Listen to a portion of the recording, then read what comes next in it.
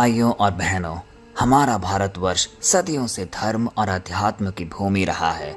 यहाँ पर आपको मंदिर, मस्जिद, गिरजाघर, गुरुद्वारे सब मिलेंगे और साथ में मिलेंगे ईश्वर की खोज में भटकते हुए असंख्य दिलों की पुकार। क्योंकि अब धीरे धीरे इंसान बाहरी पूजा ही सिर्फ नहीं चाहता, वह जीवित परमेश्वर को अनुभव करना चाहता है। लोग अब पूछने लगे हैं, क्या मैं अपने जीवन में ईश्वर की उपस्थिति को महसूस कर सकता हूँ? और इसी जद्दोजहद में वो अपने आध्यात्मिक जीवन को और गहराई से लेने लगा है। आज हम जिस लेख का वर्णन करने जा रहे हैं उसमें हम देखेंगे कि किस प्रकार भारत में मसीहियत फैलती जा रही है, उसकी समीकरण बदलते जा रही है। अमूमन जब हम चर्चों में जाते हैं, प्रार्थना सभाओं में भाग लेते हैं या किसी मसीही घर में प्रवेश करते हैं, तो उन्हें कहीं ना कहीं वही उत्तर मिलता है जिनकी वे तलाश कर रहे थे। हाँ, ईश्वर जीवित है और वह तुमसे प्रेम करता है। ग्रामीण भारत के छोटे छोटे गांवों में, जहां आज भी बहुत के पास बिजली या सड़क नहीं है, वहां चर्चों के भीतर ईश्वर का प्रकाश लोगों के हृदयों को रोशन कर रहा है। शहरों में भी, चाहे मुंबई हो, दिल्ली हो या चेन्नई, हजारों युवा आज बाइबल के संदेश को सुन रहे हैं और कह रहे हैं, हमने संसार में बहुत कुछ पाया, लेकिन सच्ची शांति केवल यीशु से मिली। अब सवाल यह उठता है कि आखिर लोग मसीहियत की ओर आकर्षित क्यों हो रहे हैं? यह प्रश्न हर किसी के मन में उठता होगा। आखिर क्यों भारत के गांवों, झुग्गियों और महानगरों में लोग मसीही जीवन की ओर निरंतर आगे बढ़ रहे हैं? उत्तर बहुत सरल और स्पष्ट है, क्योंकि वे प्रेम का अनुभव करने लगे हैं।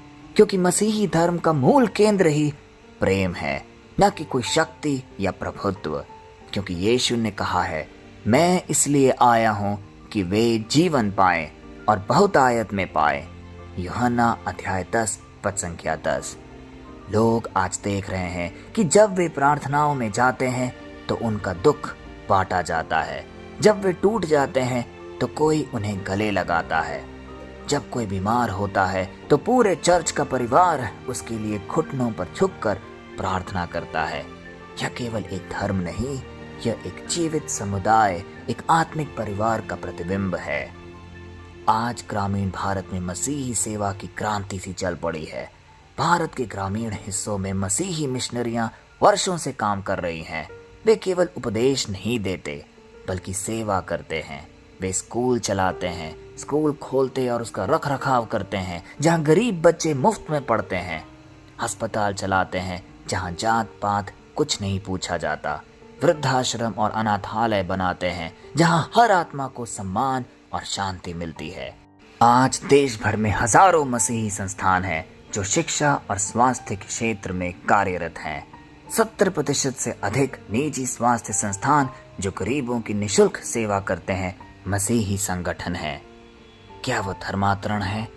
नहीं, यह तो सेवा का सच्चा स्वरूप है, जैसा यीशु ने हमें सिखाया है। क्योंकि उन्होंने कहा, जो तुम मेरे इन छोटे से छोटे भाइयों में से किसी के लिए करते हो, वह तुम मेरे लिए करते हो। मत्ती अध्याय 25 पद संख्या 40। आज चंगाई, मुक्ति और परमेश्वर की उपस्थिति हर वह इंसान महसूस करता है जो यीशु के चरणों में जाता है। अक्सर लोग कहते हैं, हमने चर्च में कुछ महसूस किया जो पहले कभी नहीं हुआ मेरे साथ। कई लोग बताते हैं कि जब उन्होंने पहली बार प्रार्थना सभा में भाग लिया तो उनके हृदय में एक अज्ञात सी शांति उतर आई। कुछ रो पड़ते हैं, कुछ हंसे, कुछ बस मौन हो गए, क्योंकि उन्होंने परमेश्वर की जीवित उपस्थिति को अपने जीवन में महसूस किया है। आज भारत के हर राज्य में कैंसर से ठीक हुए लोग गवाही दे रहे हैं। आर्थिक संकट से निकले परिवार प्रभु की स्तुति कर रहे हैं। टूटे रिश्ते फिर से जुड़ रहे हैं। नशे और अपराध से मुक्त युवक मसीह में नया जीवन पा रहे हैं। क्योंकि यीशु ने कहा था, हे सब परिश्रम करने वालों और बोझ से दबे लोगों, मेरे पास आओ और मैं तुम्हें विश्राम दूंगा। मत्ती अध्याय 11 पद संख्या 28। और यही वादा आज भी कायम है, जो इन सब के जीवन को स्पर्श कर रहा है। लेकिन इन सब के बीच हम कुछ छोटे आरोप भी फैलते हुए देखे हैं और कुछ बड़ी सच्चाई की गवाही भी। कुछ लोग कहते हैं कि मिशनरियां लोगों को लालच देकर धर्म बदलवा रही है, लेकिन सच्चाई यह है कि जो व्यक्ति एक बार यीशु का प्रेम अनुभव करता है वह स्वेच्छा से अपने पूर्ण जीवन को बदलने की क्षमता रखता है। कोई उसे बाध्य नहीं करता, कोई शर्त नहीं रखता। वो अपने पूर्ण मन और हृदय से पिता परमेश्वर के सम्मुख में और उसकी उपस्थिति में बैठता है। लोग आज इसलिए नहीं बदल रहे कि उन्हें कुछ मिलेगा, वे इसलिए बदल रहे हैं क्योंकि उन्होंने सच्चे परमेश्वर को साक्षात रूप में अनुभव किया है, उसे पहचाना है। अक्सर देखने में आता है कि जो लोग पहले विरोध करते हैं वही बाद में गवाही देने लगते हैं, क्योंकि लिखा है, पहले मैं विरोध में था, अब मैं जान गया कि वह सच्चा मार्ग है। प्यारे भाई और बहनों, मसीही विश्वास में एक अद्भुत शक्ति है जो जीवन परिवर्तन करने की ताकत रखती है। कई लोगों की कहानी भारत के हर कोनों से गूंज रही है। कभी शराबी रहे पिता आज अपने बच्चों को परमेश्वर का वचन सिखा रहे हैं। कभी निराश गृहिणियां आज प्रार्थना समूह चला रही हैं। कभी नास्तिक रहे युवा आज सुसमाचार सुना रहे हैं। कई युवा जो नशे में लिप्त थे आज वो सब मुक्त हो चुके हैं। आखिर क्यों? क्योंकि यीशु केवल धर्म नहीं देते, वे नया जीवन देते हैं। वे केवल क्षमा नहीं करते, वे हमें फिर से खड़ा होने की ताकत प्रदान करते हैं। वे केवल आशीर्वाद नहीं देते, वे हमें जीवन का एक नया उद्देश्य देते हैं। थोड़ा आंकड़ों में जाकर जानते हैं कि भारत में मसीह का पुनर्जागरण किस प्रकार हो रहा है।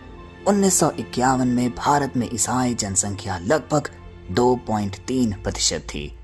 2021 तक विभिन्न स्वतंत्र अध्ययनों और सर्वेक्षणों में यह अनुमान है कि करीब 4.9% भारतीय आबादी मसीही विश्वास में है और यह संख्या निरंतर बढ़ रही है।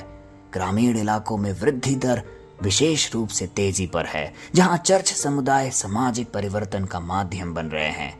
केवल उत्तर पूर्वी भारत में ही नहीं बल्कि झारखंड, ओडिशा, छत्तीसगढ़, तमिलनाडु, पंजाब और हरियाणा जैसे राज्यों में भी नई मसीही सभाएं उभर रही हैं। यह आंकड़े केवल संख्या नहीं है मेरे भाई और बहनों, यह गवाही है कि वह लोग अपने दिलों में एक नया विश्वास पा रहे हैं। किसी को भी जबरदस्ती या फोर्सफुली चर्च में नहीं लिया जा रहा, लेकिन उनके जीवन में, उनके अंतरतम में एक बदलाव वो महसूस कर रहे हैं। पिता परमेश्वर की उपस्थिति को वो पहचान पा रहे हैं, इसीलिए वो मसीहियत में आ रहे हैं। क्योंकि लोग मसीह में टिके रहते हैं। लोग केवल एक क्षणिक अनुभव के कारण नहीं आते, वे टिके रहने के लिए आते हैं क्योंकि उन्हें सच्चा प्रेम का स्रोत दिख रहा है। चर्च में हर जाति का व्यक्ति एक साथ प्रार्थना करता है। गरीब और अमीर एक ही मेज पर रोटी बांटते हैं। औरतों का सम्मान मिलता है, युवाओं को उद्देश्य मिलता है और बच्चों को सुरक्षा और पढ़ाई मिलती है। मसीह में हर व्यक्ति यह कहता है, मैं अब अकेला नहीं हूँ। और हमें यह ज्ञात रहे कि भारत में मसीह का यह जागरण किसी एक समुदाय का आंदोलन नहीं, बल्कि प्रेम और न्याय की दिशा में एक नई क्रांति है। एक ऐसा भारत जहाँ कोई भूखा ना सोए, कोई अछूत ना कहलाए, जहाँ हर व्यक्ति को अपने सृष्टिकर्ता से मिलने का अधिकार हो, क्योंकि यीशु ने कहा था, तुम संसार की ज्योति हो। मत्ती अध्याय 5 पद संख्या 14। और यही ज्योति आज भारत की आत्मा में जल उठी है। भाइयों और बहनों, मसीह का यह जागरण किसी धर्मांतरण की कहानी नहीं है, यह हृदय परिवर्तन की एक अद्भुत गवाही है। लोग बदल रहे हैं क्योंकि उन्होंने सच्चे परमेश्वर का अनुभव किया है। वे आपस में कह रहे हैं, हमने अंधकार में प्रकाश देखा, हमने मृत्यु की छाया में जीवन पाया। और यही कारण है कि भारत की गलियां, गांवों और महानगरों में आज भी गूंज रहा है, जय हो प्रभु यीशु मसीह की। प्यारे भाइयों और बहनों, आज मसीह के प्रकाश में जाग रहा है भारत।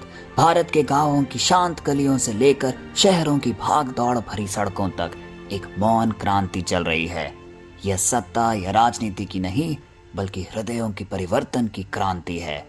भारत में मसीही विश्वास का यह उभार किसी धर्मोपदेश या दबाव से नहीं, बल्कि अनुभव से जन्मा है। उस जीवित मसीह से मुलाकात से जो टूटे हुए को संभालता है, बीमारों को चंगा करता है और निराश आत्माओं में एक नई आशा फूंकता है। यह जागरण लोगों को कोई नया धर्म नहीं, बल्कि एक जीवंत संबंध दे रहा है, परमेश्वर के उस प्रेम का संबंध जो जाति, वर्ग या परंपराओं की सीमाओं को तोड़कर हर हृदय में प्रवेश कर रहा है। यह वही प्रेम है जो दीवारों को नहीं बल्कि दिलों को छूता है, जो आंसुओं को पोंछकर मुस्कान में बदलता है और जो जीवन की अंधेरी रातों में भी उम्मीद का एक सुनहरा दीपक बनकर जल उठता है। आज भारत के विश्वास और पहचान की इस यात्रा में यह प्रश्न हमारे सामने खड़ा है, लोग मसीह को क्यों स्वीकार कर रहे हैं? शायद अब उत्तर उतना कठिन नहीं रहा, क्योंकि जब कोई आत्मा मसीह के प्रेम को साक्षात अनुभव करती है, जब उसे एहसास होता है कि वह अकेला नहीं है, तब उसका हृदय स्वतः कह उठता है, प्रभु तू ही मेरी प्रकाश है, तू ही मेरा उद्धार है। जय मसीह की।